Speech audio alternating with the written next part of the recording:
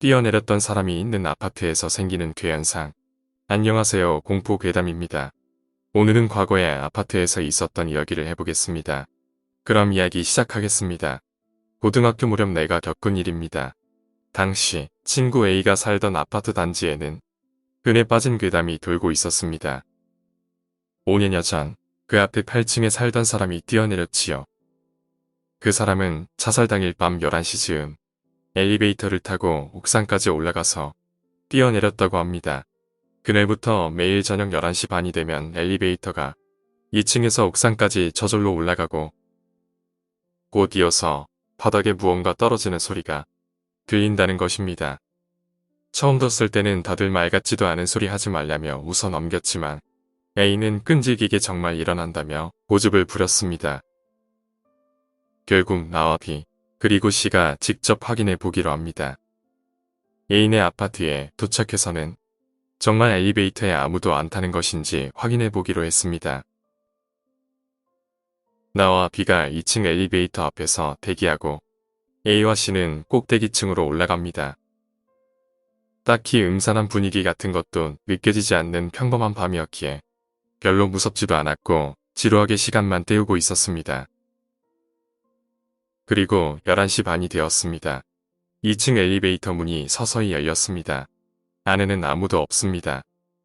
슬쩍 시선을 돌려보니 어느새 버튼은 눌려있는 것 같았습니다. 나와 B는 무심코 얼굴을 마주봤지만 당연히 올라타지는 않았지요. 문이 천천히 닫히고 엘리베이터는 그대로 올라가서 꼭대기층에 멈췄습니다. 나와 B는 아무 말 없이 기다리고 있었지만 땅에 무언가가 떨어지는 소리는 제대로 확인할 수 없었습니다. 잠시 뒤에 A와 C가 계단으로 내려옵니다.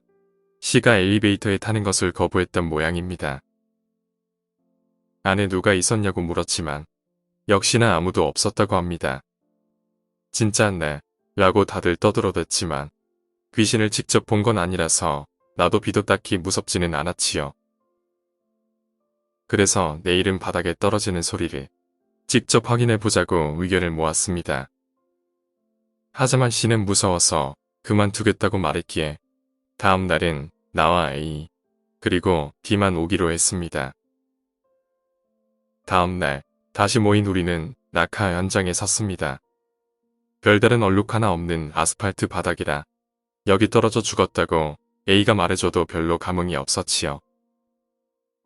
11시 반이 되자 엘리베이터가 올라가기 시작했고 우리는 두근대며 기다리고 있었습니다. 그 순간 무언가가 앞을 지나친 것 같은 강한 풍압이 느껴졌습니다. 콰직하고 무거운 덩어리가 떨어져 헤어지는 것 같은 소리가 들렸습니다. 미지근한 무언가가 흩날리고 얼굴과 그리고 팔에 무언가 철썩 들러붙는 감촉이 느껴집니다. 당황해 손바닥으로 얼굴을 만져봤지만 아무것도 없습니다. 팔에도 옷에도 아무 흔적이 없습니다. 하지만 그 직후에 엄청난 두통이 덮쳐와서 계속 토하고 말았지요. 몇 번씩이나 토하고 나서 겨우 정신을 차릴 무렵 곁을 보니 A와 B도 나처럼 토하다 지쳐 쓰러져 있습니다. 결국 그날은 A네 집에서 하룻밤 자고 다음 날에야 집에 돌아왔습니다. 하지만 우리 셋 모두 심각한 몸살 때문에 사흘 내내 학교를 쉬어야만 했습니다. 그 후 A에게 들은 이야기지만 그날 이후부터 이상한 현상은 모두 사라졌다고 합니다.